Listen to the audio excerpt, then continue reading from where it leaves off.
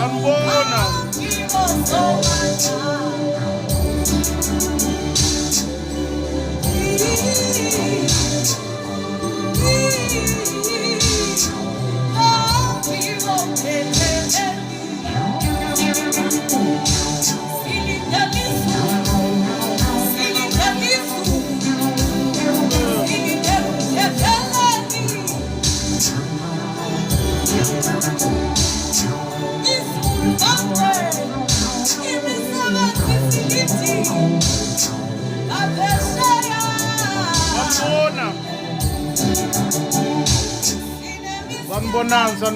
Sanibonani. Siyaqala manje nje kulo 4 minutes osele bafuthu sanibonani. Sanibona.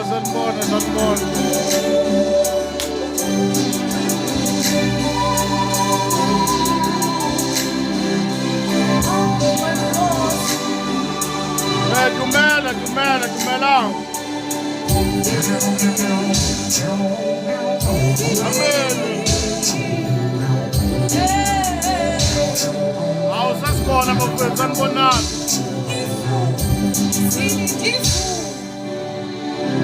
Izulu silithelo thetheleli. Sasikhona bafethu sanibona lapho. Bangwe silithelo izulu silithelo somandla. Amaminute abe mathathu nje bese siyaqala bafethu sanibonani. Sesikhona nje namhlanje ebusuku siyathemba uNkulunkulu uniphethe kahle lapho. Sanibonani bafethu, siyabingelela egameni lika Jesu. Sesikhona kusihlwa. Sizokhonza bafethu, sanibona, siyanibingelela eindaweni ezahlukahlukene. Siyathemba inkosi ingcinile. Isabathi ibe yinhle kubangcwele, sanibonani.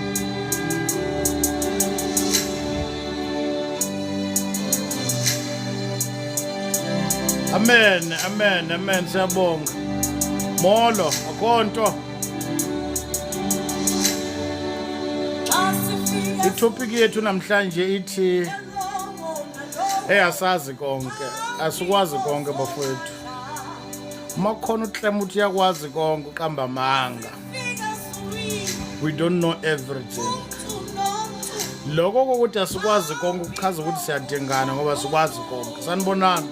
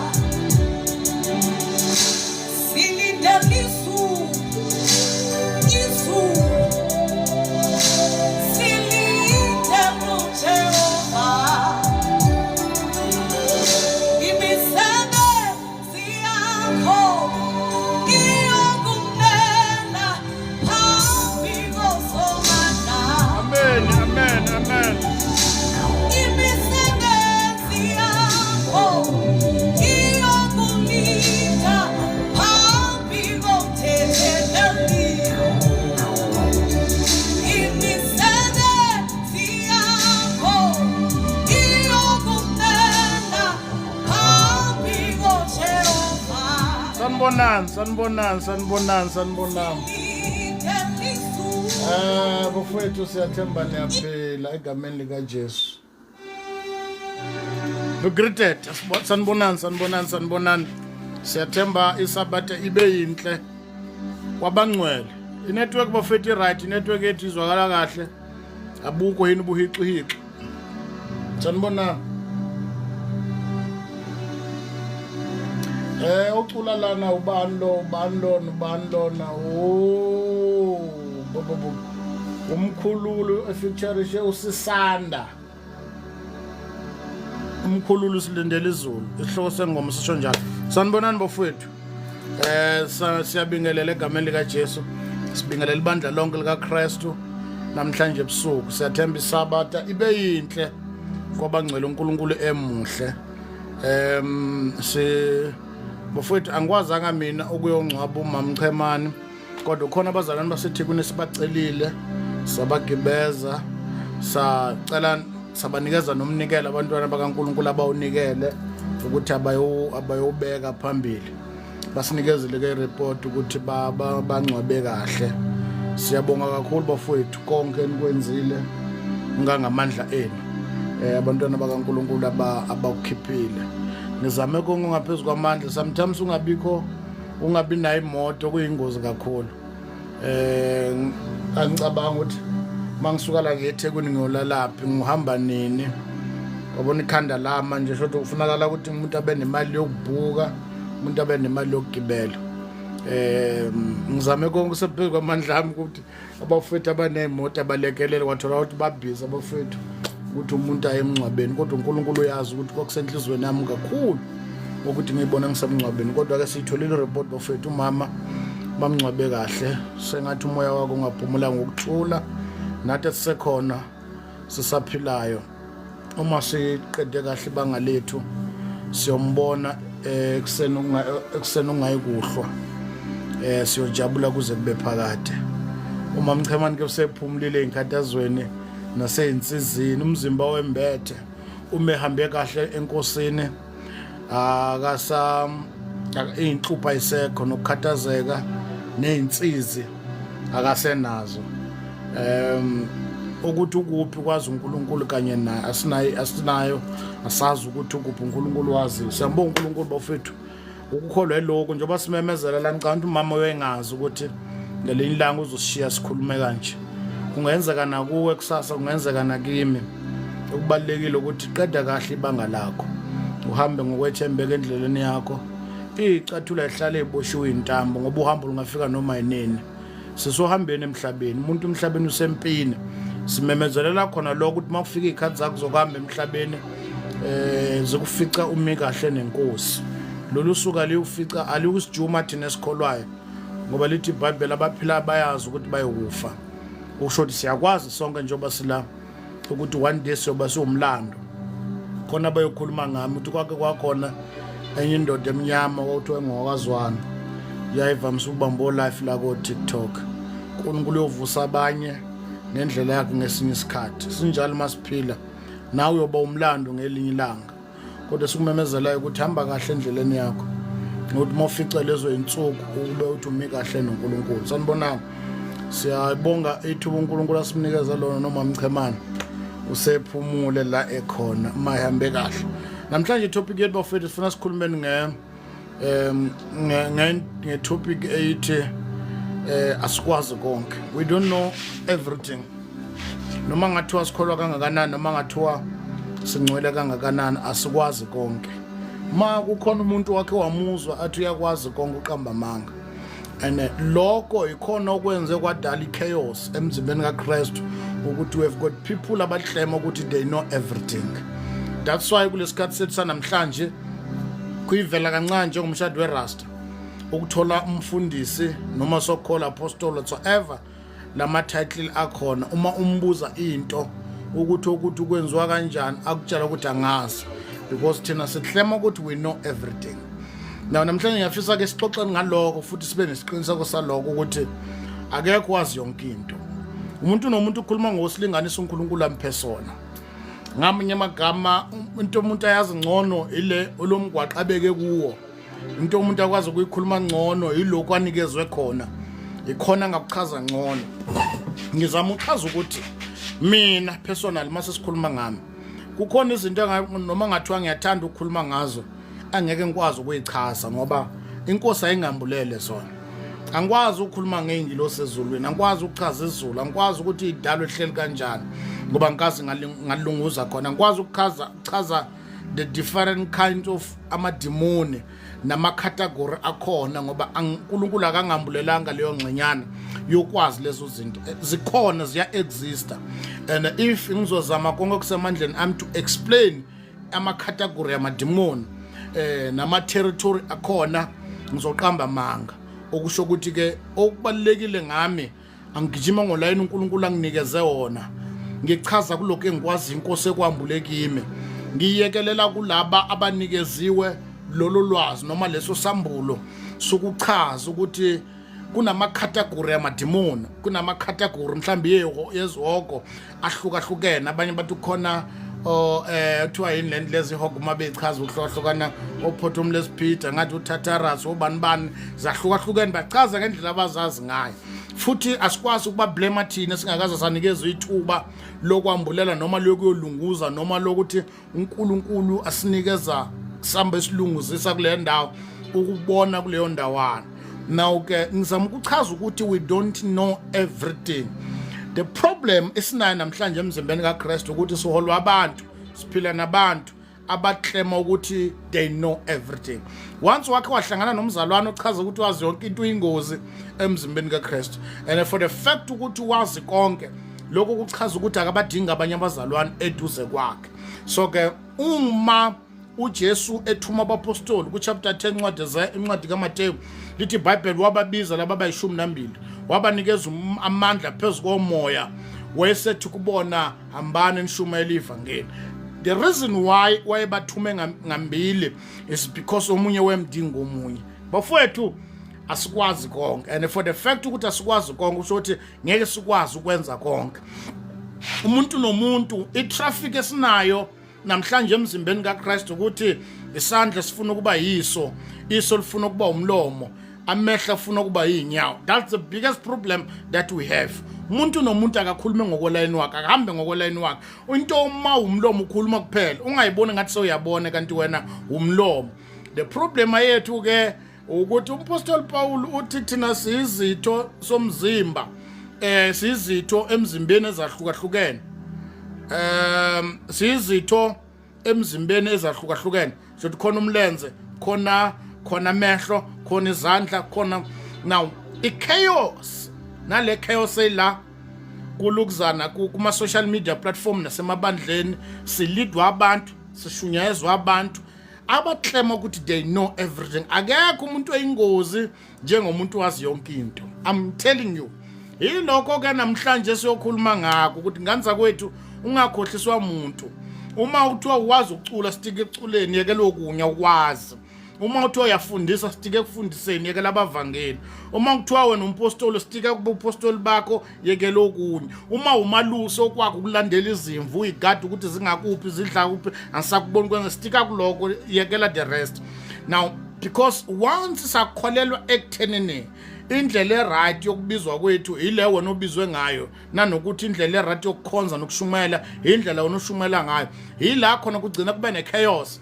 Sithola lo msindo necompetition emzimbeni kaKristu, sithola othisha bashaya abavangeli bathi babanga umsindo mabememeza, bathi nibamemezelani ngoba bayezwa. Nabo bavangeli bashaya othisha bathi bozelisa abantu. Yini nivula amavesi awu-20 ukuze nikhuluma nabantu. Abanye bathi soloko nina nikwazi kuphela ukubona izifebe, bashaba prophet, ukubona izifebe kuphela nina okweni niyabona ibandla nelifundisa.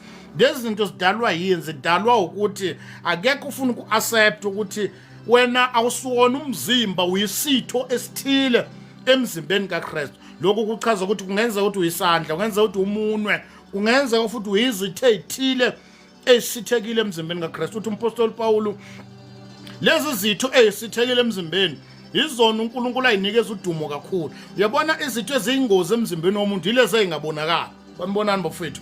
Lezi ingozi ezitho eziyingozi emzimbeni womuntu yilezi ezingabonakala. Izona izitho ezinodumo olukhulu kakhulu kundlula amehlo nezandla ne-everything. Kukhona izitho emzimbeni womuntu noma ubani ungathanda ukuyiveza, kanti izona eziletha ivalue empilweni yakho ngoba unesitho esithile kodwa sifihlakele. Now lokhu kuchaza ukuthi even in the body of Christ izitho ezinamandla ezizona ezenza ufunction umzimba uoperate kahle yilezi zitho ezifihlakele. Laba bantu abasinxusela ngomthandazo, laba bantu abasinikeza ama-advice, laba bantu abasupport even financial, abanye babo bangaziwa, abanye beseluleka endleleni ezahlukahlukene, abanye basikhombisa ingozi esingazazi. Those people bona benza umkhumbi uhambe njalo. Nina nincome thina ngoba simemeza kanti there are people who are behind us abasithandazela njalo emkhulekweni yabo bathi khumbula usibani ba nosibani ba nosibani ba. Ngisho nangosuku olulodwa bangeke baze banconywe ngoba vele basekusithekeni. Lezi izitho lezi sekusithekeni engabonakala. Umpostoli Paul izona ezinodumo olukhulu kakhulu. Sanibona. Awubambe kancane. Sanibonani bafowethu.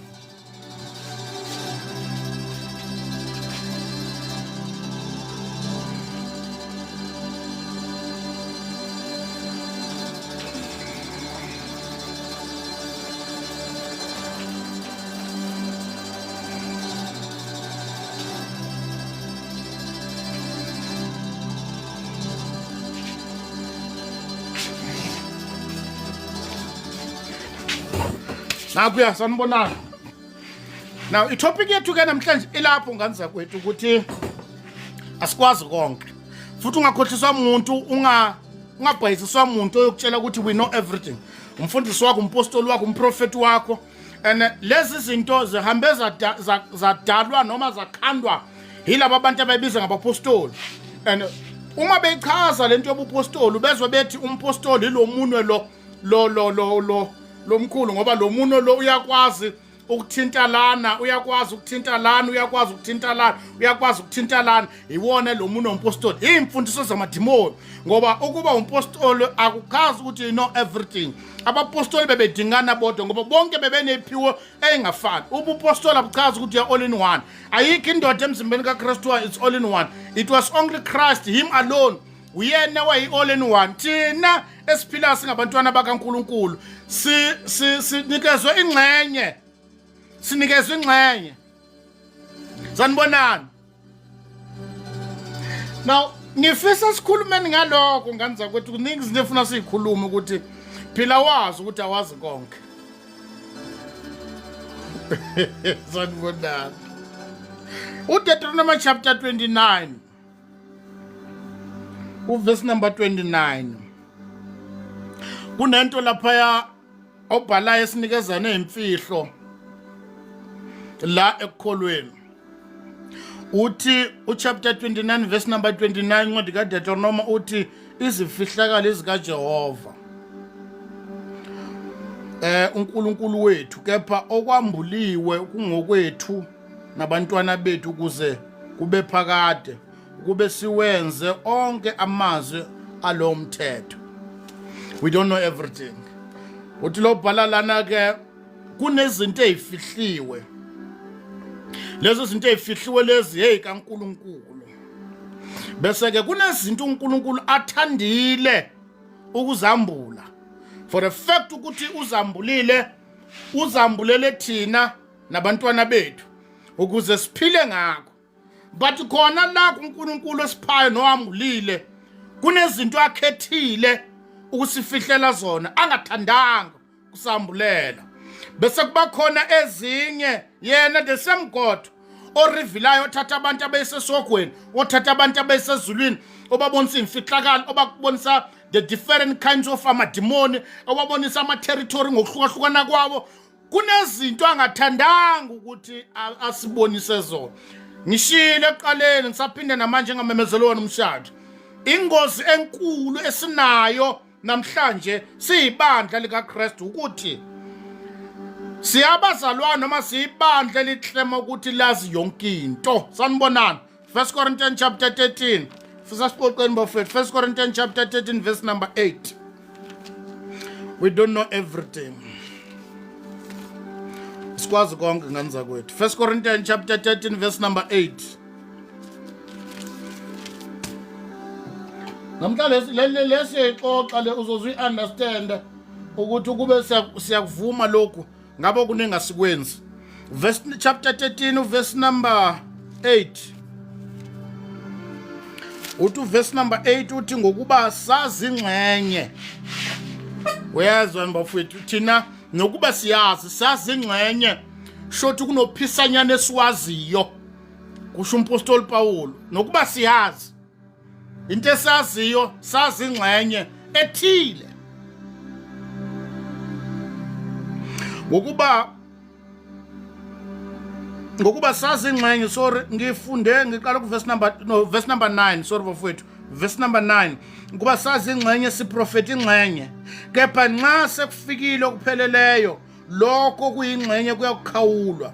Ngamanye amagama, oshumelayo shumela ingxenye, oprofetayo profeta ingxenye, ofundisayo shothi kunengxenyana ngazi noma ingangesithupha noma ingangani.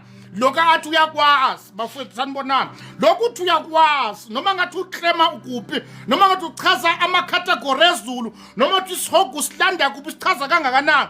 But iBhayibheli ke lithi kuyingxenye lokho esikwazi saziphisanyana ngazi noma ungangomunwe noma ungangesandla, kodwa asikwazi konke, sazi ingxenye. Mhla kwafika ukuphelela, shothi mhla kwabonakala uKristu konke kuyophelela, shothi uNkulunkulu noma uJesu ukhethe ukuveza ingxenye kimi, waveza ingxenye kuwe, waveza ingxenye komunye. Shothi nokuba siyazi nje asikwazi konke, sazi ingxenye. Nokuba siyazi ngamsa kwethu uthi umpostoli Paul, nokuba ngisho nalabo bathi bayaprofeta bangama-supervisor kaNkulunkulu, uthi uPaul nosiprofeto sabo baprofeta ingxenye. Uzathi ngibona kanfifi, shothi nalento abayichaza sometimes bachaza imbuzi, babona iy'ngulube ney'nkomo, bechaza isiprofeto. Shothi nokuba bayaprofeta baprofetela babona kude, ngoba lento abayibonayo babona ingxenyana nje, izinto zasembusweni kaNkulunkulu. We don't know everything. Esikwaziyo siyazi lokhu uNkulunkulu athande ukusambulela khona, ilokho esikwaziyo. But the biggest problem that we have in this kingdom, we have people that they know everything. Mawuthi uchaza ngalokho bazochazela, mawuthi uchaza ngalokho bazochazela. Bangachazela nokuthi uNkulunkulu ezulwini udlane, bayochazela ukuthi uNkulunkulu ukhuluma liphi ulimi, bangachazela, they know everything. Abantu abanjalo bayingozi embusweni kaNkulunkulu. Uthi umpostoli Paul asikwazi konke. Sikwazi konke. No, we don't know everything. Asikwazi. Zilonke saphila kulo mhlaba lo lukhuleka nje akwazi konke. Now ke bangaka abantu emzimbeni kaKristu abakwaziyo. Mina sengihambe kakhulu ngibabonile befundisi, ngibonile ingceko. Bambalwa abantu ngeke ngabezwe mawukhuluma nabo umbuza ngento athi akayazi.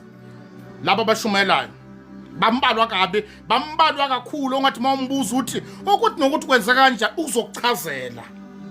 Alanda izambulo zamadimoni ko Google, abuye nasazo explainela ukuthi lokhu kwenziwa yini, lokhu kwenziwa yini. Bakuchazela ngisho namakhala ukuthi spiritually ukhalo ukuthi urepresent ukuthi, ukhalo ukuthi spiritually uchaza ukuthi ngokuka uNkulunkulu urecommenda lekhala ngoba lekhala ichaza.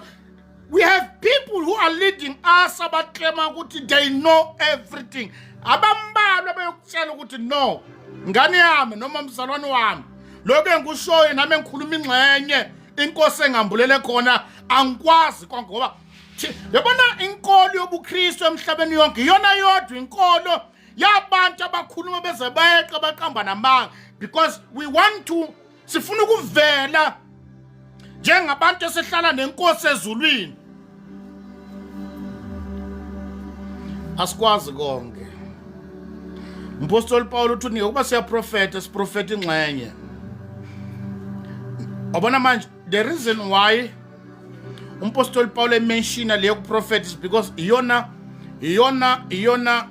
nkonzo eyayoba ichaos kwabantu abathi bayaprofeta ngoba bebethi lokhu kuprofeta kwabo kusho ukuthi bayazi yonke into ngoNkulunkulu. That's why sebenzise yona umpostoli Paul uthi hayi ngisho nalabo bathi bayaprofeta khuleka, they don't know everything.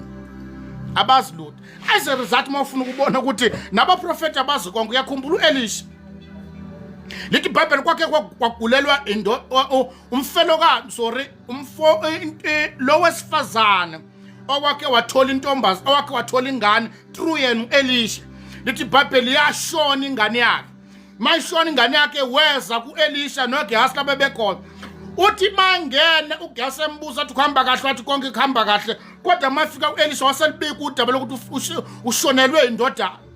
Kwasho uElisha athi uNkulunkulu ungifihlele lokho. uNkulunkulu lokho ungifihlele. Lokho kuchaza ukuthi uElisha umprofeti. uElisha umprofeti wachaza ukuthi hayi no. Akusho ukuthi manje umprofeti ngiyazi yonke into, angiyazi yonke into. sifunda 1 Corinthians chapter 13 verse number 8 ukuthi ngumprofeti akusho ukuthi ngiyazi konke uthi lokho uze ngakho uNkulunkulu umfihlele. I wonder bangaka abaprofeti abakwazi ukusho ukuthi ngumprofeti kanjani kodwa lokho angikwazi. I wonder bangaka abantu othi makuyiwa kubona ukuyonikezwa ama-advice emshado uthi ngithanda ngifuna ukushada akutshela ukuthi uNkulunkulu akashongo lutho concerning umshado wakho uthula uNkulunkulu akangitshelanga lutho. Sinabantu abakhuluma imizwa, sinabantu abakhuluma ingqondo zabo, sinabantu abakhuluma ulwazi lwalesi sikhathi eliyobhubha. Asinabo abantu ababaneqiniso ukuthi cha ngikuthandazelile umzalwane kodwa uNkulunkulu akambulanga lutho kimi because sinabantu that they know everything. Bayazi uNkulunkulu ukuthi ugqoka inhlobo nempahla, bamazi uNkulunkulu uthandani phuza maphi amanzi, bayazi ukuthi sohlala kanjani ezulwini. We have got people that they know everything. Bambalwa abantu ongathi moya kubuya nesimo sakho athi ngithandase ngempela ngizilile ukudla kodwa usimakade akashongo lutho kiba kakasa sambulela ukuthi ngoba nokuba siyazi sazi ingxenye nokuba siyaprofeta siprofeta ingxenye nabafundisayo abalazi lonke iBhayibheli wobatshela naba offline ukunoma uyachaza uyazi yonke into wazi lokho inkosi ayithande ukukwambulela khona. We don't know everything. Sazi lokho inkosi ayithande ukusambulela. I wonder bangaki abakuvumayo lokho ukuthi asikwazi konke. I wonder bangaki lawo macala lawo siwafice ezulwini ngelinye ilanga ukuthi sathi uNkulunkulu ukhulumela ngashongo lutho ngoba sifuna ukuvela njengabantu abazwe iphimbo likaNkulunkulu noma ngashongo lutho because thina sifuna ukulizwa iphimbo. Asikuphikiswa niyamuza uNkulunkulu ekhuluma kodwa uyakwazi ukusho mengashongo ukuthi kuloko akashongo lutho uyakwazi ngisho njalo. Hayi kodwa bafowethu asikwazi siyazi ukuthi wena imbhalo uyayazi uyazi wonke uchaza everything uyazi amagama eSebhere nesiGreek kodwa uNkulunkulu ayifihlile ezweni uyakwazi ukuthi leli verse liyangehlula ukulichaza uNkulunkulu akalambula uyakwazi ukusho ukuthi kodwa kuloko isimakade akashongo lutho. Sinabantu abakhulumela uNkulunkulu noma ngashongo lutho, sinabantu abangumlomo kaNkulunkulu noma ngakhuluma ngalutho because we've got people abangeke abafuna ukuvela kubantu ukuthi abazi. Siyazi yonke into, sazi yonke into, sikhaza everything. Uma babuza ngomdlalo webhola siyabatshela iscore ukuthi kulo game ezoba ikhona iscore soba sinjani kubed. Uma kuchazwe indaba opresident uthi ubani oba upresident siyachaza ukuthi ubani ozoba upresident. Uma ukhona ukukhulelwe siyachaza uyozala inhloboni yengane. Ma kukhona sichaza everything konke kuyachazwa ukuthi kuyoba kwenza ukuthi kuyoba kwenza ukuthi nalawo simakade angashongo. Cela ukumemezela namhlanje ebusuku asikwazi konke. And leso sizathu sona senza ukuthi namhlanje kulama social media platform sinomama bagcwele la bangabafundisi bazigcobe bona bahlaza imibhalo ngendlela yokuduka. Sinabazalwana abagcwelela sinezinsizwa nezintombi egcwelela ezibiza ngabaprofeti bathi bayalizwa iphimbo kaNkulunkulu kanti bakhuluma imizwa bakhuluma intando nokucabanga kwakho nolwazi lwabo abalifundele ema-Bible school abanye balicwaninga kuma social media platform kodwa bonke they claim ukuthi balazi iphimbo kaNkulunkulu bagcwelela because akekho umuntu ofuna uku-accept ukuthi cha ungangifaka olayinini engawazi mina ngigijima ngalo line yilokho engikwazi okunye ngikwazi. Hamba ungena kula social media platform agcwelela everyone is teaching. Ngena kula social media platform agcwelela everyone is prophesying. Ngena kula social media platform everyone is called. Ngena kula social media platform everyone has knowledge and wisdom. Ngoba wonke umuntu uyazi. Akukho noyedwa ovumayo ukuthi cha kule ngxenye angiyazi. We know everything. Siya profeta siyashumela siyavangela senza konke siyazi everything. Cela kumemezela ebusuku ngiphindile ngamemezelo nomshado asikwazi konke. Bangoza abazalwana bazi everything. Makuthi wakubuzwa ngamaduku uzosichazela ukuthi amaduku achaza ukuthini. Mathi ukubuzwa ngamabhluku uzosichazela. Mathi ukubuzwa ngamadlozi ayachaza uzosifundisa chaza ngoba uyazi everything. Kunezinto esingazazi. Apostle Paul uthi nokuba siya profeta siprofeta ingxenye nokuba siyazi sazi ingxenye kuphelela mhla kuvela noma mhla kufika ukuphelela kuyokwambula konke uthi nokuba siyabona sibona kalififi abanye bakaba sibonela kude kunezinto esizibona zingacaci kwathina. We don't know everything.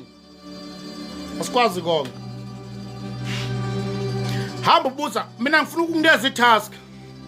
Hamba uyobuza noma ubantu ukuthi kwenziweni, ayikho into angeke akuphendulele. Akakuphendula nasezulwini ukuthi ama-measurement asezulwini ahleli kanjani. Uyochaza ukuthi izulu ubude bakhona lingakanani. Uyabona mawufuna ukwazi, ufuna ukubona ukuthi ngempela sazi, yabona this 2 gig memory card yakho le ngeke kwazi ukubamba imfihlo kaNkulunkulu. Uyosanganelwa ekhanda uNkulunkulu ngaphezulu kwalokho. Uyothi uNkulunkulu uhlele ezulwini bese lithi iBhayibheli lithi hayi izulu uhleli kulo. Izulu uhleli kulona. Bese uthi umhlaba lo sinabelise inyawo zakho. Ila urealize konke wabona ke uNkulunkulu ngempela usambulela uphisinyana kanje. Lo muntu mkhulu kakhulu ukuthi singakwazi ukumbamba nge2 gig memory card yethu. We don't know. Ngamanye amagama uNkulunkulu uzame noma uyenze ukuthi at least asinikeza lo phisanyana so that will be able uku-explain ngoba ingqondo yethu yenyama ngeke ikwazi ukubamba imfihlo zikaNkulunkulu. Asikwazi konke. Asikwazi konke. But ubungozi bethu esinabo kulesi sizukulwane. Yabona ngicela ukusho lokho bafowethu. Kulezizukulwane sethu esikuso manje i-deception ekhona. It's a false doctrine. Singenelwe ukudukisa kukhona manje isifundiso samanga. Makuqedwe isifundiso samanga kuyongena i-persecution, ukuhlushwa. Abaningi manje badukiswa nje isifundiso nje kuphela. Makuqedwa kuphela lesi sifundiso kongena inhlupho.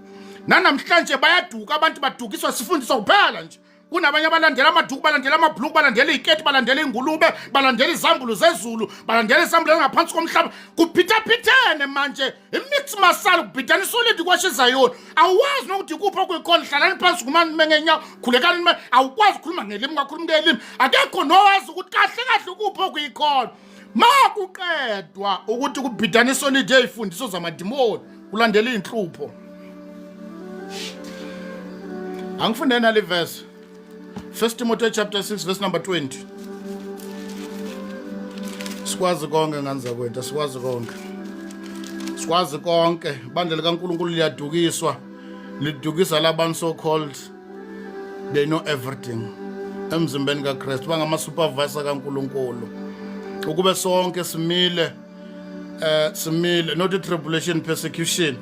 Ukube sonke simile ekuloko esikwaziyo ngaba siyadingana sonke. Mina makuthiwa ngiyacula angisitike eculeni khona ngikwazi ngcono khona ngiyakwazi ukuchaza lotho yena uyafundisa akasitike ekufundiseni umuntu angangena eline nomunye. The problem akulensuku zanamhlanje we know everything. Ocula uyakwazi nokufundisa, ofundisa uyakwazi nokuprofeta. Bayakutshela ukuthi I'm anointed by the grace. I've got all in one. I know how to prophesy. I know some of the gifts ukuthi angifuni ukwasebenzisa but I've got this thing. Baqamba amanga emzimbeni kaKristu. Bafowethu, we don't know everything. Umuntu akasitike kuloko apho khona. Ngoba kuloko unikezwe khona okukhulu kuyofunakala kuloko. And i-chaos ne-traffic enidalayo idalwa ukuthi sonke sithi we know. Lokho sithi siyakwazi ukuhamba sokulanda ko-Google. Someone operator ku-officer nikezwe lona. In other words, if mina ngumvangeli, it means ngine-ability yokuwina imphefumulo, ne-ability yokwenza i-soul winning. That is the difference between mina nabanye, because yonke into engiyikhulumayo ngiyikhuluma ngegunya le office engihleli kulona ofundisayo unikezwe i-ability to understand imibhalo. Noma ubani oprofetayo unikezwe i-ability ukubona ngaleya nokuzwa lokhu mina engelula ukuthi ngikuzwe. Kodwa othisha abaphikisa abaprofeti baphikisana nabavangeli, yila ubona khona ukuthi thina sazi konke. Akumemezela before it's too late. Ongakwazi ukuyeke. Yeka nje. Ongakwazi ungachaza. Ongakwazi ukuyeka.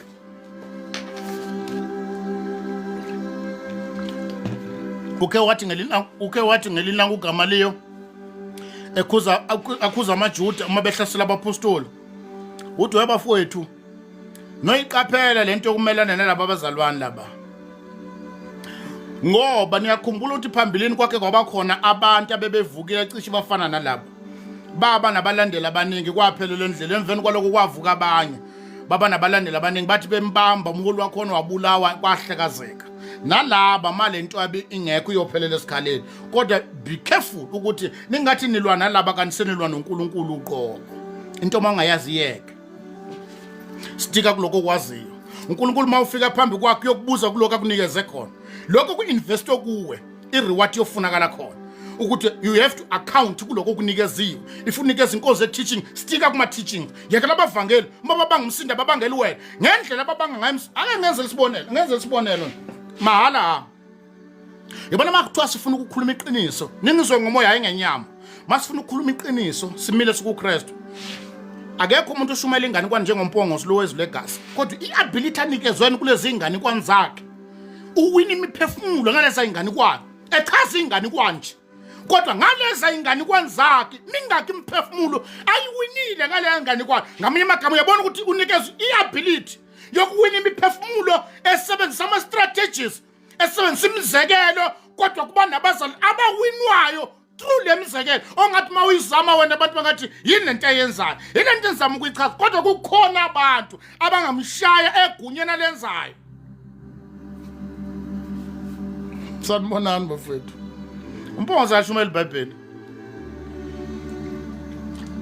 umpongozi ayashumela iBhayibheli makuthi unalo iqiniso umpongozi ukhuluma ingane kwani kodwa leza ingane kwani mayigcineni mabiza litakholo eselokethi lahamba ibhandi izodlala ifilimu lahamba ibhandi ulibona impela ibhandi lihamba qeda athi bonke abantu abafuna inkosi abeze phambili athi sele labesifazana leli busela uyizothi lo muntu lo uyikhuluma lento mongayikhuluma into ekhuluma ngempongosi mayivakala izwela iqhamuka ngakuye iba inhlamba unless we understand ukuthi umuntu nomuntu ukhuluma ngosilinganisa uNkulunkulu ampersona stika kuloko kwaziyo yekela abanye bahamba ngolayini wakho wabo lapha elukuzaneni ku-highway kuna-online bokuhamba abafani khona slow line kukhona lo partner ndangazi ukuthi ubizwa ubani kukhona first stika kuloko uhamba ngakho laba bagijima bayeke uma bashaya amathikithi awungene endaweni umpongosi me ekhaza lezi ingane kwani zakho ngazi uhleke ulala ngenya kuneyintshumayelo yakho ngangiyithanda ethi athi ngo-1994 lapha evuna kwabizwa intombazane ifile ilale emathuneni ilale esibhedlela iwubhamba ligcwele ama-ice wathi lona oyibiza athi hambani yoyilanda izovuka uthi kwahumzela uthi ngalelo langa kwakugcwele nezalukazi ezazithi iy'tende iy'nsimbi zidume eswini zasigcwele ngalelo langa zinganandaba ney'nsimbi ey'dume eswini uthi kwavula iy'keti zetende kwagcwala labantu balova emsebenzini bazohleka uNkulunkulu ehlule ukuvusa umuntu kuthiwa lo wathi uzomthandazela walala esipotshini athi ningivusa mesefikile yafika intombazane ubhamba ligcwele ama-ayisi wayimemeza lona kwahumzela itende lokhu yathula wayimemeza kwesibili uthi mayivuka kwagijima nezalukazi kwadabuka ney'keti zetende athi ngifuna ukubonisa mina ukuthi umuntu noma ungamnikeza inyama ngeke kumenzelela ukuthi umuntu ekholwa khona enye uthi khona ubaba wegula umama wakwakhe wababiza ukuthi bazomthandazela uthi uma ngiqeda ukushumayela ngathi mina baba phakamisa isandla uthi ngambone ephakama kancane ethi we mama uyangifungisa uthi angiphakamisa isandla uyangifungisa ngifuna ukuthandazela uthi angifunge ngifuna ukwenzani uyangifungisa uthi aphela neviki wafa lo muntu uyabona bafethu asikwazi konke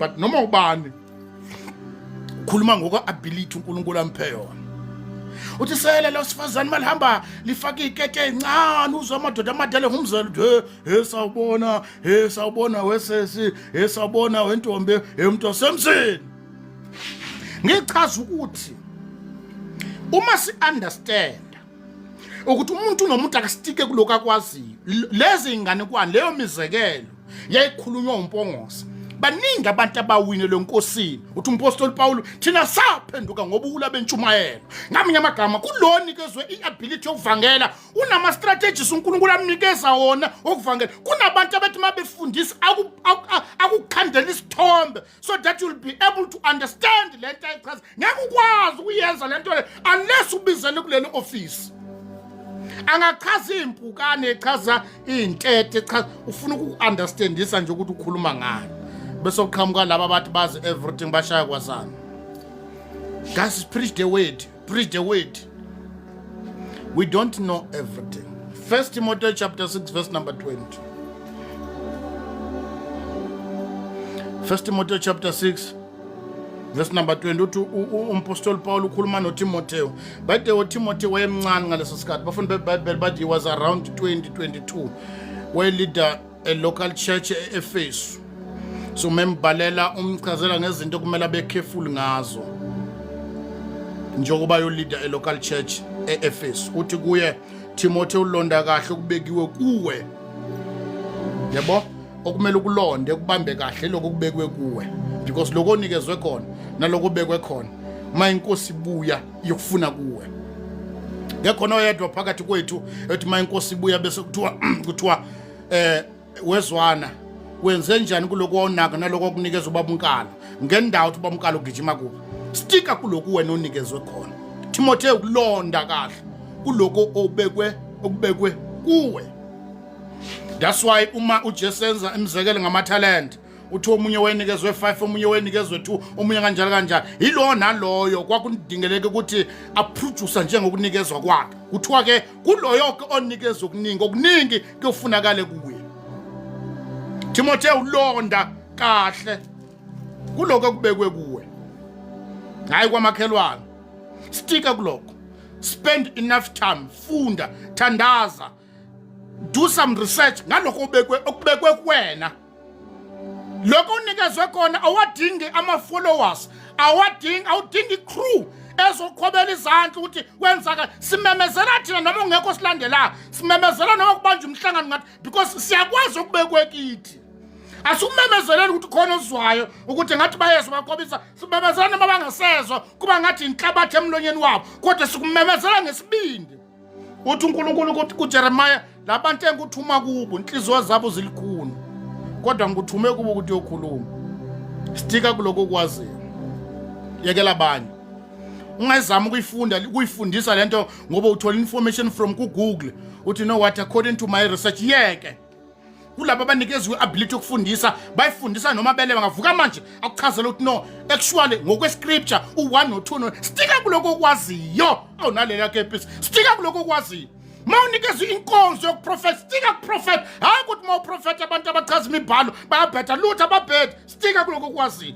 We've got people that they know everything. That is our biggest problem in the body of Christ. Bazi konke.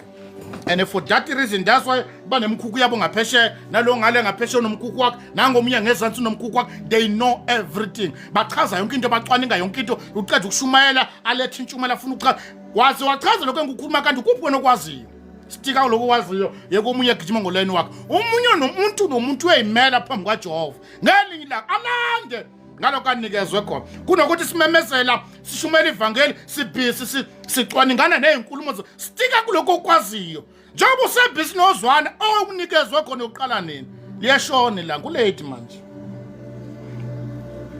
Umpostoli Paul uTimotheo londa kahle kubekuwe kuwe ugwema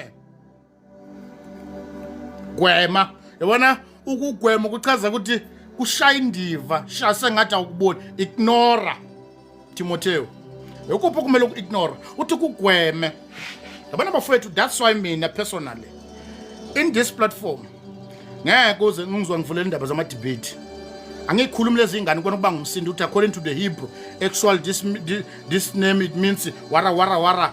You know, it was translated from the Hebrew to the Greek and then anginandaba naka isiGreek isebheru kulate manje ukuthi ngizochazana nesiGreek nesebheru ngikhuluma isiZulu impela kwabantu abakhuluma isiZulu ukuthi bezwe kahle ngoba akungisizi ngithi mina leli gama ngokusihebheru noma ngesiJuda esokuthethe style kusho ukuthi kufeziwe angithi lento ukuthethe style ukuthi kufeziwe noma isikole isikhokhelo into yodwa yini ngisilanda ngesiGreek what is the different It's because I want to angifuna ukukhuluma wisdom. Wisdom ezodida abantu rather than to ustika kuloko engikhuluma khona. Kugweme Timotheo, ugwema ini. Gwema ukukhuluma kuyize nokuphikisana kwaloko kuthiwa ukwazi. Gwema lokhu kuphikisana ukuthiwa ulwazi, knowledge. Laba bantu abanolwazi, these people that are leading ama local church abagcwele kuma social media platform osisibethi laba abagcwelela kuma social media platform abazokulandela ukuthi according to the Hebrew, according to the Greek, according to what iBhayibheli intab kugweme ukuphikisana lokho kuchaza ukuthiwa ulwazi.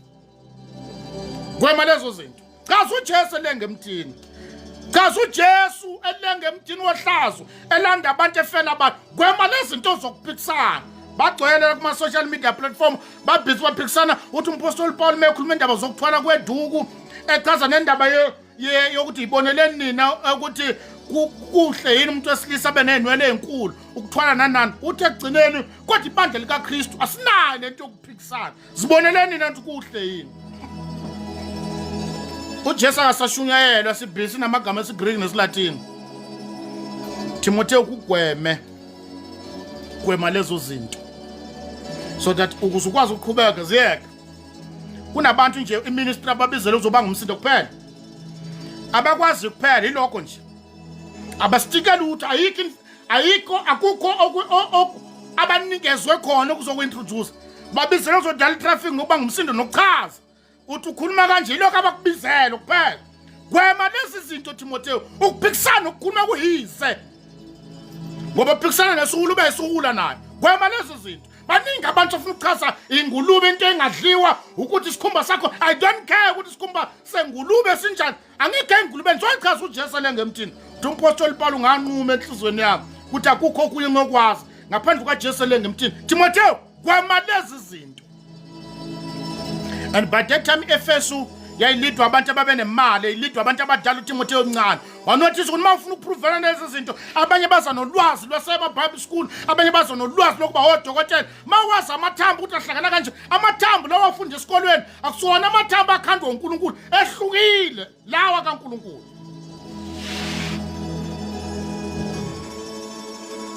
Now gwema lezi zinto Timotheo wathi no according to scripture leli verse alichazi kahle ngoba ngokwe science noma ngokwe what you call ngokwe biology ayihlangene.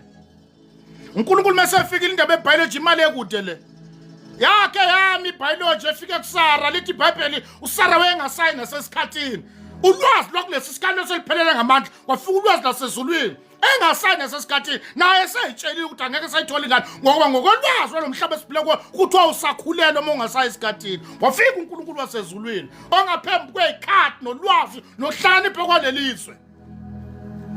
Ngiyacabanga kusho mina kusho iBhayibheli ngiyacabanga ukuthi waqala wahalela obanana wanukela ofish wahalela ngathi ngathola oKFC wathi kwenze njani athi I've got a feeling sefikile uNkulunkulu. Ngiyacabanga futhi ukuthi wathi eclinic ukube sikhatha namhlanje mhlambe wathi ebambulayeni nalezi ingane ezincane ziyocheka bathi gogo abanoshukela noma high bama ngalapha athi ngizela ngizocheka saphumisa likazi siphethe induku isikhulelwe uNkulunkulu esefikile stika kuloko okwaziyo asikwazi konke uNkulunkulu akenza konke futhi isho necebo lakhe lingevinjwa umuntu. Timotheo gwema kuloku kukhuluma nemsindo nokuphikisana kugweme.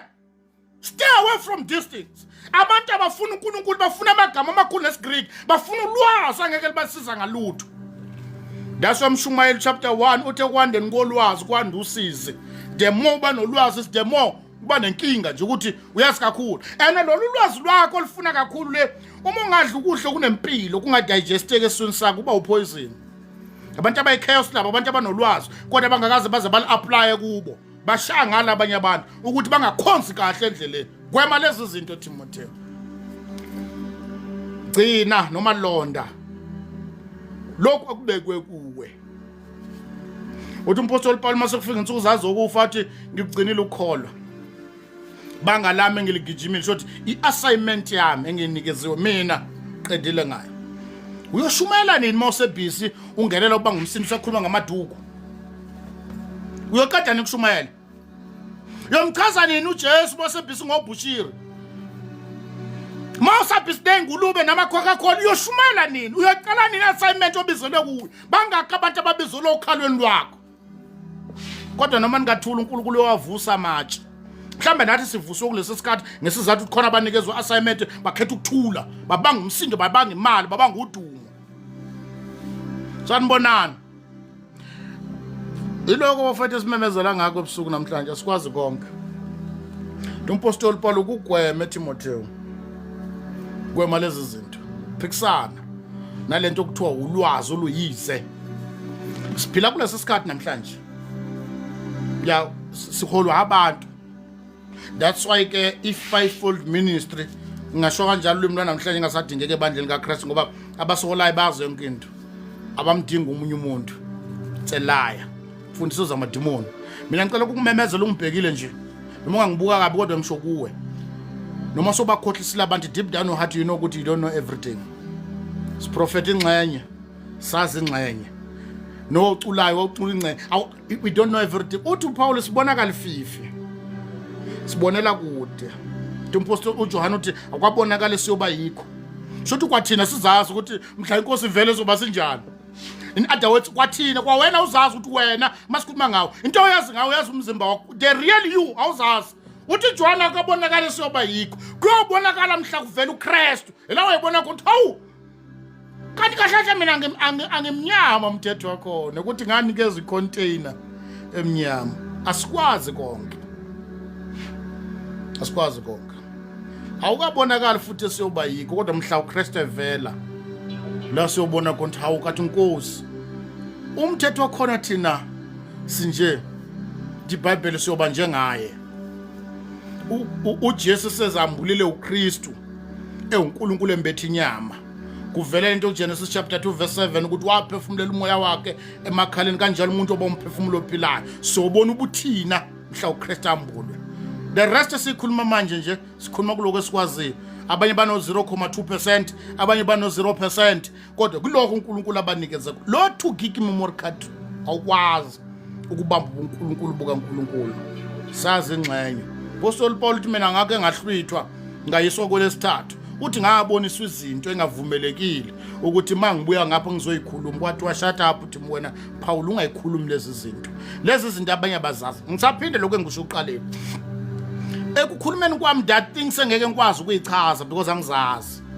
angikwazi ama-category ezihoko ngokwezambulo zabantu abakhe bayavakashela khona angikwazi ukuchaza amazulu ukuthi ahlukahlukene kangakanani nanokuthi abahlala kwelesithathu kwelesibili ahlukahlukene kangakanani angikaze ngibe lapho angikwazi ukukhanda izinto engazazi ngizochaza kuloko engikwaziyo inkosi ekubeke kumina uNkulunkulu athandile ukubambulela that's why abapostoli bengeke balichaza izulu njengalokho walichaza uJohane.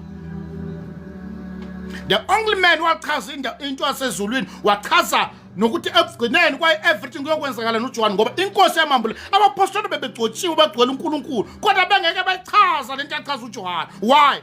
Because kwakwambuleke kuJohane hayi ngoba abapostoli bebenganamandla noma benganayo uNkulunkulu kwakungekho kubo ukuthi bangakwazi ukuchaza isambulo noma bachaza izulu bachaza izimpi nokuhluswa kwebandla ngendlela uJohane ambuleleke ngabafethu. Asikwazi konke umuntu nomuntu ukukhuluma ngokwesilinganiso inkosi empersona stika kuloko yake lokunye eloko sikumemezela namhlanje ebusuku because singabantwana bakaNkulunkulu sila sikhuluma simemezela sishumayela ukube kwakuzo understandeka ukube abantwana bakaNkulunkulu njoba sila sithi siyamazi uzwana lapho uyavangela sithi nangu baba uNkala ngale unenkonzo yeprofesi nangu bana ngale unenkonzo yehili angithi la kukhona umsebenzi yamandla ivela kuNkulunkulu kukhona izinkonzo ezivela kuJesu kukhona iziphiwe ezivela kuMoya Ngcwele la eziphiweni kukhona i-discerning spirit khuluma ngezilimi ukutolika izilimi kuyahlukahlukene umsebenzi yamandla ila kukhona inkonzo yehealing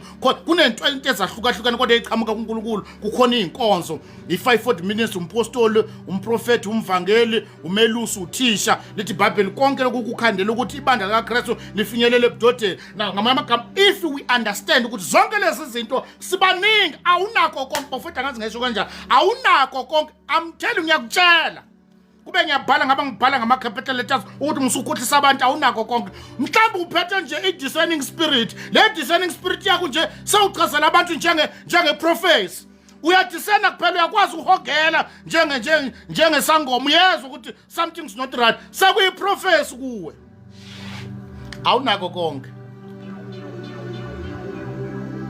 ene laba bantu laba kuyibhadi ukuholwa umholi okholelwa ukuthi unako konke that's why that is the reason ukuthi ma uNkulunkulu evusa abaprofeti yena othisha abama nenkonzo yeprofesi uyabashaya ngoba akayazi lento ayisho athi amadimoni ayaqewulana amadimoni ayachaza ukuthi ayikho lento ngoba vela ukwazi ukuchaza into ongenayo imsindo eminingi emabandleni yenza ukuthi abantu i540 minutes inga operate ngoba uma uzalwe umvangeli uzoshakwa sana okuqhamukayo ngoba bonke kumele bamemeze njengaye bonke kumele bathukane bathuka inhlamba kubizwe ifebe nabathakathi ngoba iyona indlela yokukhuluma ngoba uyitshela ukuthi indlela yokushumayela ifebe zobezwa abanye bathi mina ngifuna ibandla elingashaya ifebe asikwazi ukukhuluma ngayifebe zonke ibandla nje likhuluma ngomusa asikwazi ukukhuluma ngomusa sonke lezi zinto ziyadingana siyamdinga umuntu ozoshaya ifebe samdinga umuntu ozokhuluma toto sabazalwana ebalethela ithemba nokuqhubeka but the problem ukuthi le ukhuluma ifebe le ukhanda ifebe zakhe ngaphesheya ukhanda legcwele imusa ngapha ngaphezulu ngenhla labo bantu sehlukahlukene kodwa sishayana sodwa ngeke sisitike ifebeni koze kube nini sohlala emseni kuze kuvama izono yini sohlala ezonweni kuze kuvama umusa yini ukuthi umpostoli Paul uchana kanye that's why abantwana bakaNkulunkulu abaningi abakhula ngaphansi kwalaba bantu abathi they know everything bashakwa sana nalezi isifundiso lesamadimoni ukuthiwa umpostoli umuntu onamabandla amaningi izifundiso zamadimoni ayikho into enjalo Bible akazi ukuthi umuntu othi umpostoli umuntu onamabandla amaningi Bible akazi ukuthi umuntu umpostoli umuntu okwazi ukuprofeta ukufundisa ukuthisha imfundiso zamadimoni Bible ayikho into enjalo but kuwo wonke lama office kulohlu ehleli kulelo office une ability ukukhuluma lento ekhulumayo abapostoli makwa kukhona into ababengayi understand best kusifundiso kwakumele bazohlala phansi bavumelana the reason why abasihola namhla bangakwazi ukuhlala phansi is because wonke umuntu right side lakho lokhu ngakunikezwa inkosi yazambula kimi nalo wathi nami ngikunikezwe inkosi akekho uthi lokhu beke enhlizweni nami I'm just sharing njengoba bafowethu ngicela ukusho lento le kodwa nganza kwethu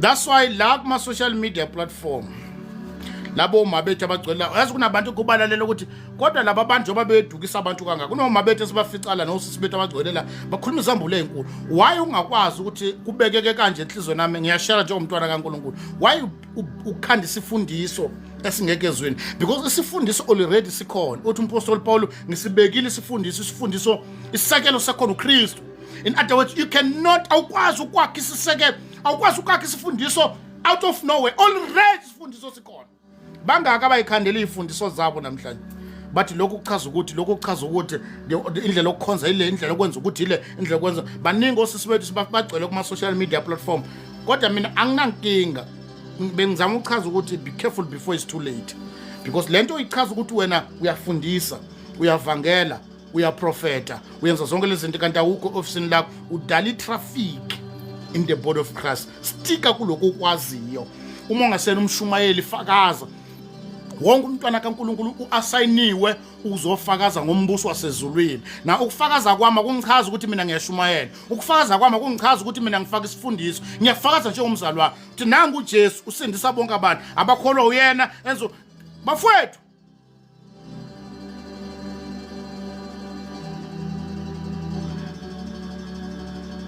sikholwa abantu ababi that they know everything umsinde lo the problem ukuthi asifuna ukuaccept mina ngeke ngikhuluma ngeprofessor ngiyazi iprofessor futhi angikwazi ukubashaba abaprofeta angikwazi ukuthi uprofeta kanje angazi nabaprofeta ukuthi my prophet usuke ezwana noma kudumana noma ubona angikwazi ukuchaza ngistika kuloko bafowethu nganza kwethu yekela into ongayazi yeka musukudala chaos udala ukwahlukana kudabuka umzimba kaKristu patient yeka into ongayazi stika kuloko kwaziyo uthi uPaul ukuthi Timotheo londa kahle kubekwe kuwe uNkulunkulu uyafuna izinto njengendlela ayibeke ngayo kuwe uthi umpostoli Paul mekhuluma nebandla laseKorinte ekhuza lesi siphithiphithi chapter 3 1 Corinthians chapter 3 verse number 6 ayifunda kodwa bafowethu 1 Corinthians chapter 3 verse number 6 1 Corinthians chapter 3 verse number 6. Nikona 1 Corinthians chapter 3 verse number 6. U6 uthi mina ngatshala uApollo wanisela kepha uNkulunkulu wakhulisa. Njalo ke notshalayo akalutho noniselayo akalutho kodwa uNkulunkulu okhulisayo. Uyabona ukuthi we understand uApostle Paul mechaza indaba kaApollo. uApollo was one of abantu abebekhona bezazi umthetho kwaIsrael. Wayefana noPaul endlela efunde ngayo. Ithi iBhayibheli wakhuliswa iCouple wawuthiwa uPriscilla noAquila. Esazi umthetho bamchazela ngemiyalo kaNkulunkulu. Uma efika eCorinth uPaul eseEfeso kwakhona ukwahlukana phakathi lento yenziwa ibandla likaKristu namhlanje ukuthi uzwana siyamuzwa uzwana iyalazi iBhayibheli omunye ethi hayi uzwana akazi lutho ubani wazi ukuthi nomunye ethi hayi lo akazi lutho ubani lithi iBhayibheli kwafika endlebeni zikaPaul eseEfeso wasebabhala incwadi ethi yofethu lalelana ake sintakule mina ngatshala lento ukuthi watshala uPaul chaza ukuthi yafika ngamemezela ivangeli nalivumela owanikhulisayo evangelini uApollo kodwa owaniselayo evangelini uApollo kodwa okhulisayo uNkulunkulu.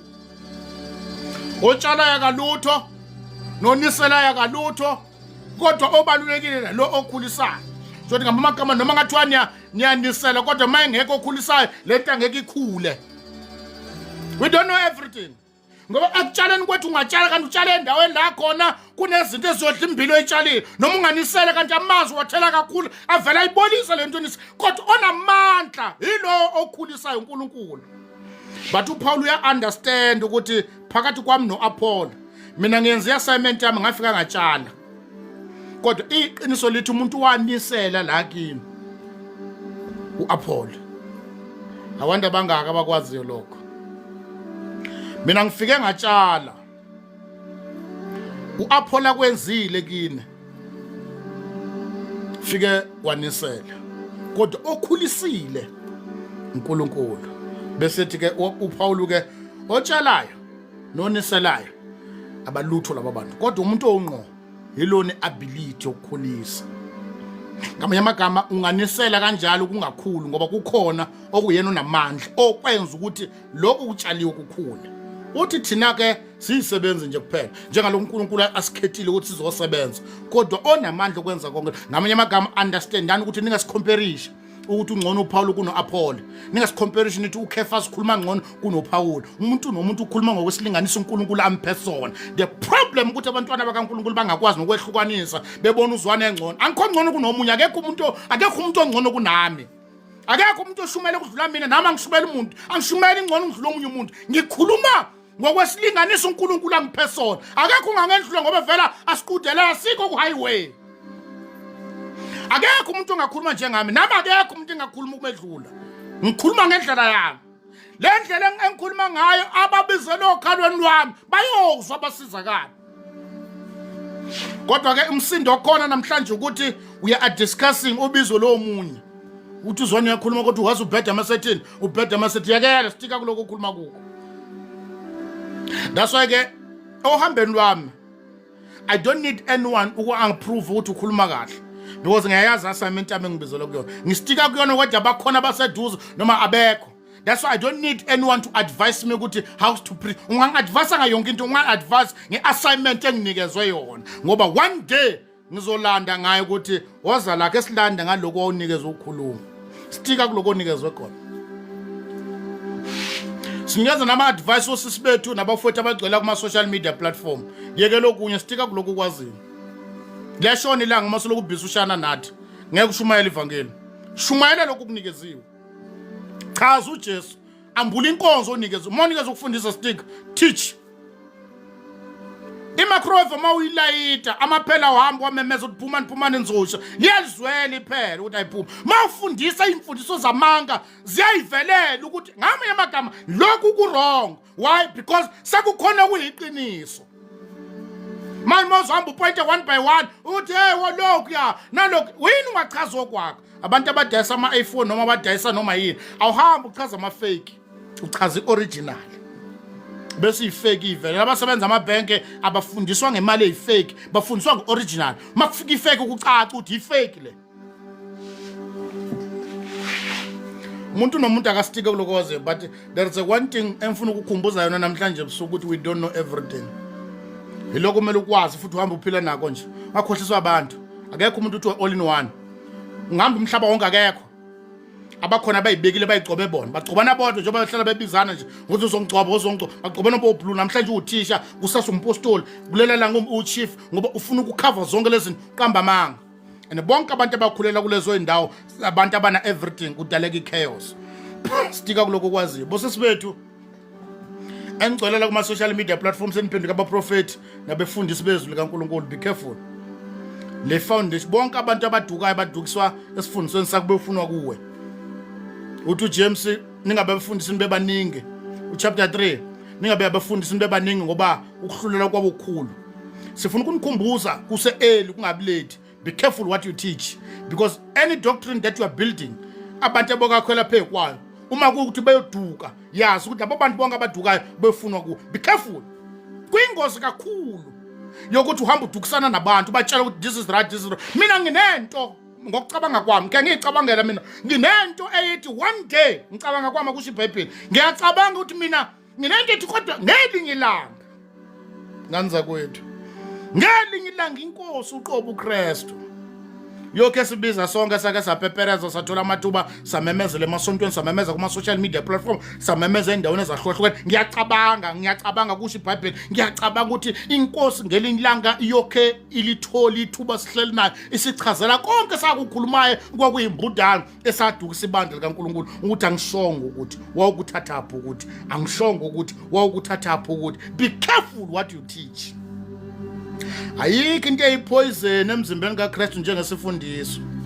Angimsabi umuntu oprofetayo kodwa ingozi umuntu ofundisayo. Umsindo okhona namhlanje because khona abantu ababakhona phambilini abakhanda izifundiso kuze kube namhlanje kunzima kakhulu ukuthi sisephula lezo idindi ngoba zakhandwa zabekele kuyiqiniso. Nani niyenza the same thing. Kodwa ngicela kumamazela kahle kuse early. Be careful, one day uyolanda phambi kaNkulunkulu ukuthi angikazi ngakusho ongakwazi kuyeke.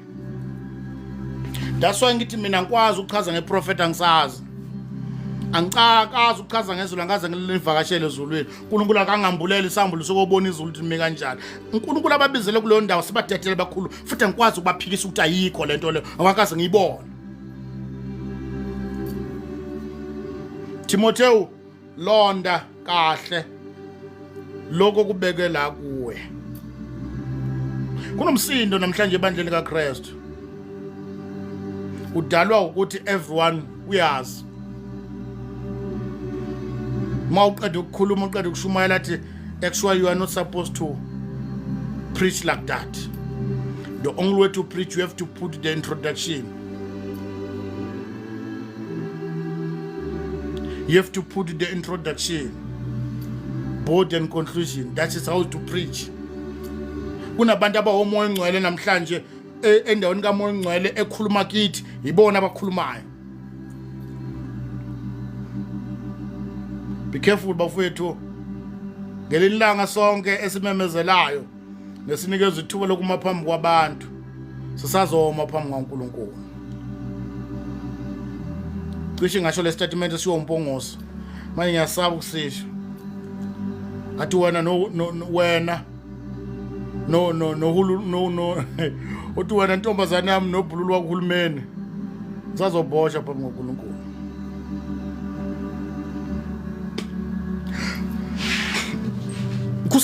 Kuse right manje siyancomana kuyathandwana ukuqatshelana izandla, but one day people must know. People must know. Uthi kuba khona usuku la khona ungabe usadingakala keyboard player, ungadingakala chorus leader, ungadingakala umpostoli na bishop, ungadingakala ikhundla. Everyone one line phambi kwenkosi. Those people who were teaching bayoma phambi kaNkulunkulu uyasazolanda ngayizakho izono. Busulanda ngemphefumulo edukisa. Be careful isekelo enikhandayo. Umpostoli Paul isekelo sikhona sibekiwe suKristu. Owakhaya akaqaphela ukuthi wakha kanjani. Umsindo omningi abafethu mina ngazi letho ngisho ngoba niyayazi. Ake ungenela ko TikTok, ungenela ko sisibethu abagcwele la bonke babafundisi bezulu kaNkulunkulu bayachaza. bese bathola ukuqaba lwama-followers ababalandelayo bavumelana ku-right lokho, ku-right angikuphikisi. Kodwa mina ngichaza ukuthi kwenza wazi ukuthi what if wrong kuloko kushoyo. Now if unganaso isiqiniseko kuyeke sitika kuloko ukwaziyo, akekho oyoba necala ukuthi akayikhulumanga into ongayazi. Amayang layo nami ngenhla ememezela nawe ayafundisa, ayaprofeta, ayenza zonke izinto. Osisi bethu nabo bayamemezela, bayafundisa, obani wonke umuntu une-ability yokufundisa. Akekho ovumayo ukuthi singabantwana bakaNkulunkulu. Umuntu nomuntu ukhuluma ngokwesilinganiso. uNkulunkulu amphezulu. Timotheo bagweme kunaleli verse leli lokugcina elishiwo umpostoli Paul lapha esifunda khona. U1 Timothy chapter 6 verse number 20. Kune verse lapha ya uMpawulu elicizelelayo umecizelela uTimothy ngizondedela abafowethu ningene manje. Kunento ayicizelelayo uPawulu u1 Timothy chapter 6 verse number 20 la kade sifunda khona. Uverse number 21 wakhona angithi u20 uPawulu uthi Timothy ulonda kahle okubekiwe kuwe. Ugwema ukukhuluma kuyize lezinto sasikhuluma ngazo, ugwema ukukhuluma kuyize nokuphikisana kuloko kuthiwa ukwazi noma ukuhlakanipha. Besathi verse number 21, and for that reason verse number 21 uthi ukuthi abanye bekuvuma baduke ukukholweni. Ngamanye amagama ilezi zinto zokwazi nokuhlakanipha, it's when kwafika khona the gospel of grace la khona bathi usindiswa kanye itararanta uyozubona ezulwini angeke usafa, because they are teaching knowledge and understanding and wisdom yakulesi sikhathi. Uthi umpostoli Paul chapter 4 1 Corinthians chapter 4 uthi siyakukhuluma thina ukuhlakanipha, kodwa sikhuluma ukuhlakanipha kwalelizwe okuyophela, ngoba ukuba abantu balelizwe nababusi bakulesi sikhathi bahlakaniphile ngaba bambethelanga uKristu. Uthi kodwa thina sikhuluma imfihlakalweni. This is a mystery. Le mfihlakalweni is not everyone oambulelwe yona. Stika kuloko kwaziyo, yekela okunye kwabanye. This is a piece of advice namhlanje ebusuku.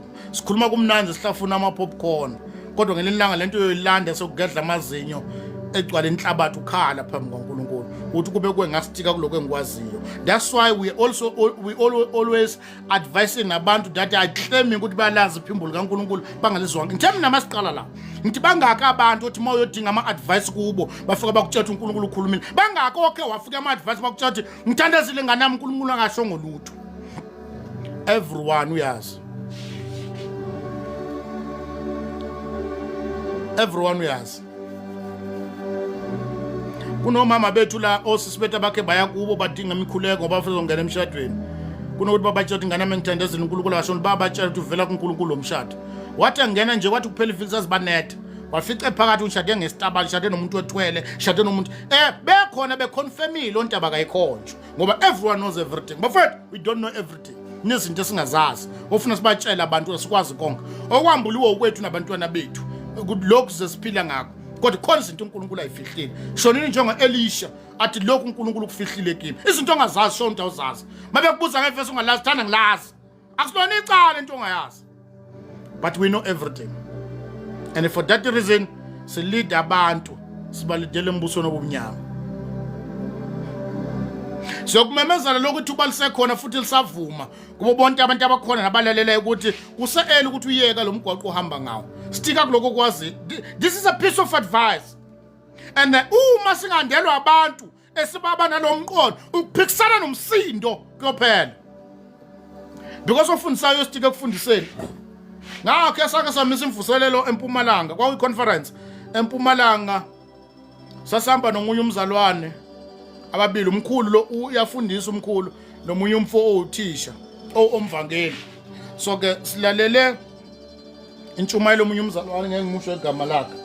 So lo othisha ke uthi kodwa abavangeli nokungalazi iBhayibheli lento eyikhulumayo alisho njalo iBhayibheli.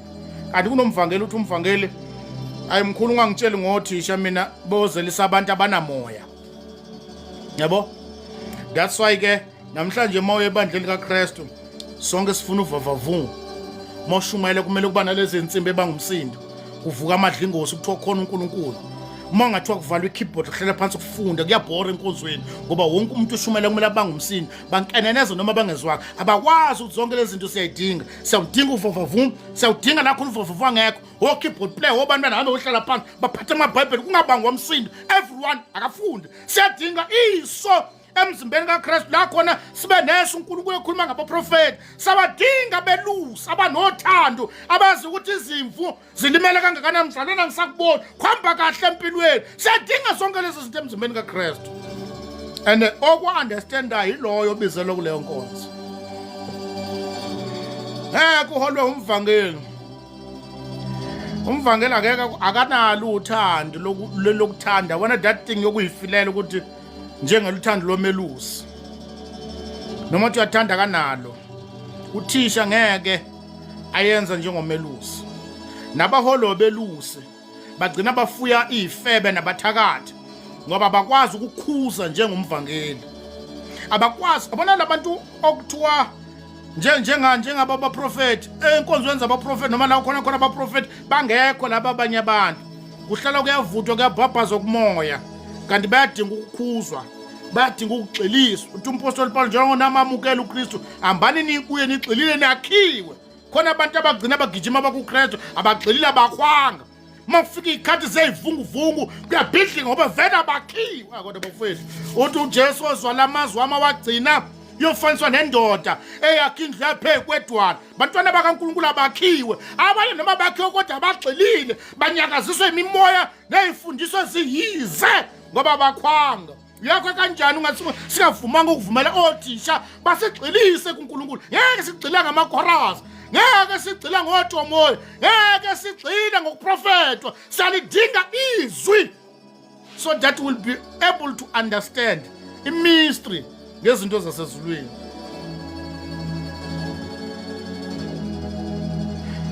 simemezela lokhu bafethu ukuthi we don't know everything mina inhliziyo yami iyadabuka kwesikhathi masihamba sibolela bafethu bekhuluma engakhulumi lokho uNkulunkulu amnikeze khona kodwa ekhuluma ngenhloso ukushaya abanye abantu the piece of advice uzokutshela ukuthi yeka lento yenzayo stika kuloko okwaziyo uma uphiwe konke it's a good ku-right yenza konke-ke njengokusho kwakho uma uprofeta yeke lokunye uma ufika abafundisa bayeke befundisele uma kufika abavangela bayeke befundisa weyeka nama-strategies abawasebenzisayo yokufundisa indlela uNkulunkulu abanikeze i-ability ngale inganikwane nale mizekelo abayisebenzisayo miningi imiphefumulo esindiswayo kuyeke akusebenzeli vele thina sasindiswa ngobuwula bentshumayelo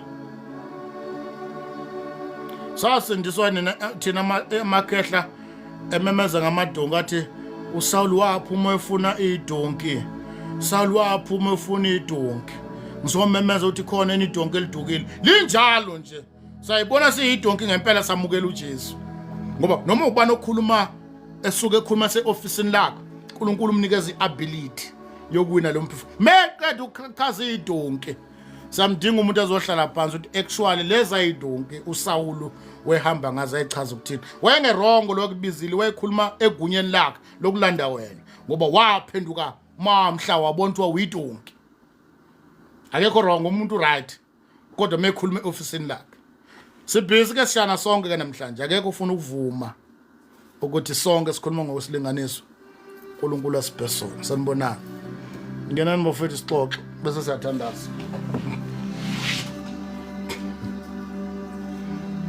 ngeke ufuna ukwenza lokho sisho njani namhlanje bafethu ngifuna ukunaccepta lo sanibonana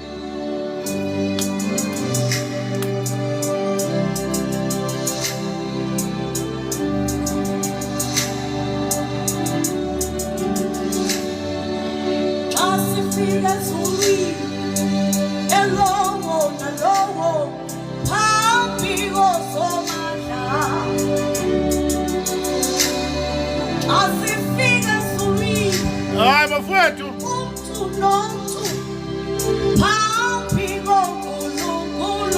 undedela sixoxe noma lodwa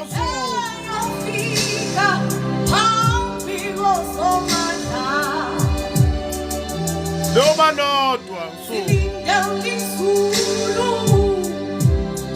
sanibona silinde uJehova siyotyhilwa incwadi lilodwa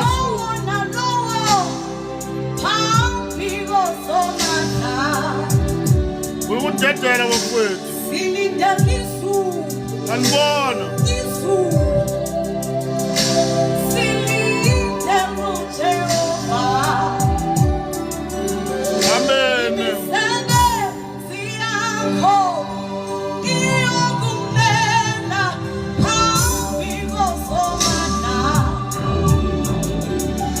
hey bafowethu imisebenzi yakho iyokumita phambi komthetheleli sanibona imisebenzi yakho iyokumela phambi koJehova silinde izulu sanibona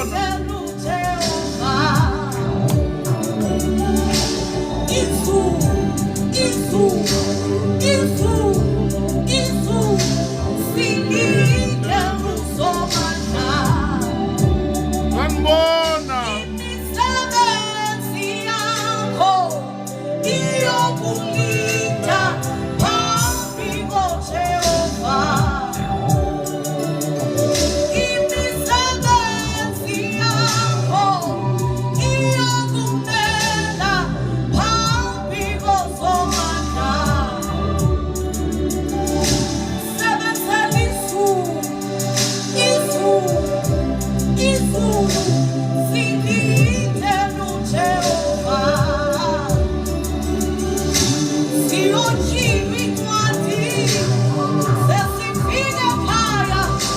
ibhalile lapha na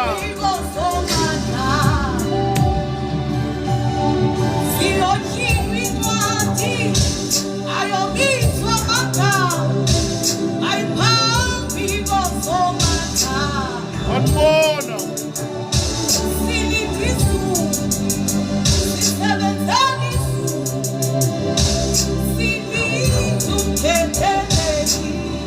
noma nodwa abanye bethatha serious lento esiyikhulumayo ngoba sekulate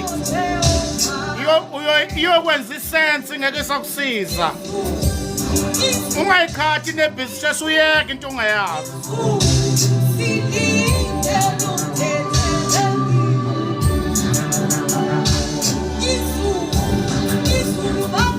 ngakhuluma kuwe usenenhlanhla wathi awuzwa lokhu kumkhuba wakho kusukela ebusheni bakho ukuthi mangikhuluma nawe uthi awuzwa yekela kuseyeni musukudala itraffic emzimbeni kaKristu musukuhlwanisa phakathi ibandla likaJesu musukhanda izifundise esuka engqondweni yakho nasehlanipheka kwenyama musukusebenzisa ulwazi lwakho lwaseyikolweni ulifake emzimbeni kaKristu yoba lodwa usuku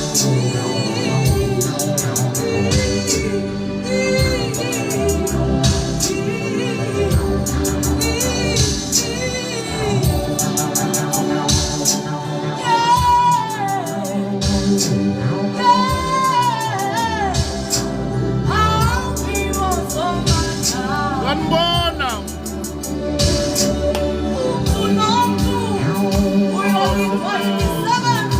yoba lodwa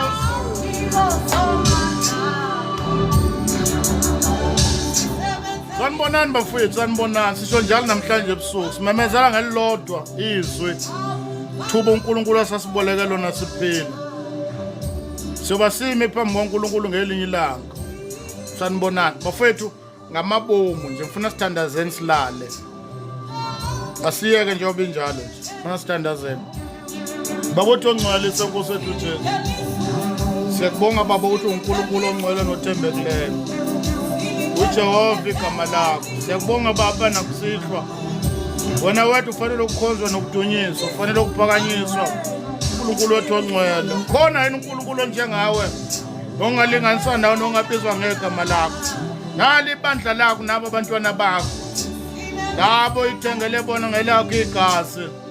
Baba uthi ongcwele siyathandaza egameni likaJesu Kristu inkosi. Simemezela ukuthula umsindo okokhona ebandleni kaKristu.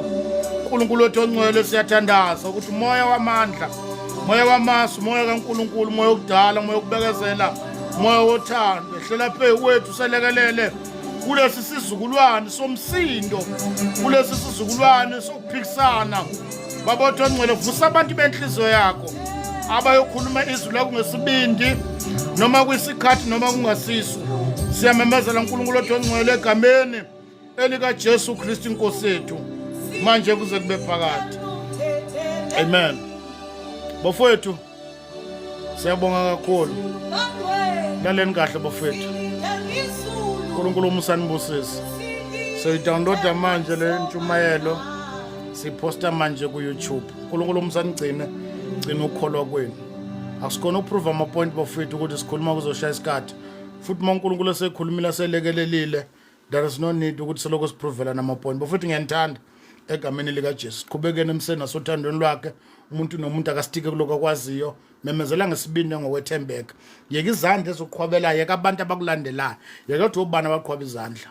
Ngoba vele egcineni kosuku awudinga umuntu ozokapprove, udinga lo kubizile, uyena ozokuqhelisa njengokusebenza kwakho. Stika kuloko yenza ngokwethembeka. Yeke lokuningi lokho ungakwazi. Uthi uJesu othuka mina ezisho yena uJesu nothuka uNkulunkulu yokuthethelela, kodwa uthuka uMongcwele akayokuthethelela kuleli nakwelizayo. Lokhu kuchaza ukuthi be careful abantu ababiza ama-satanist kanti basebenza ngomoya kaNkulunkulu. This is a piece of advice. Yeke uhamba uthuka abantu, yokuthi abantu bakhuluma imfundiso zamadimoni ungazi. Into ongayazi yeke stika kuloko kwazi, ngeke ube necala kuloko kwaziyo. Be careful ungabathuka hamba uthukana nabantu kanti uthuka umoya kaNkulunkulu abasebenza ngawo. Uyoba necala lingaye kuthethelela, uyokholelwa ize kanti uyolahlwa. uNkulunkulu umusanibusise egameni likaJesu. Siyabonga kakhulu bafowethu, nilaleni kahle.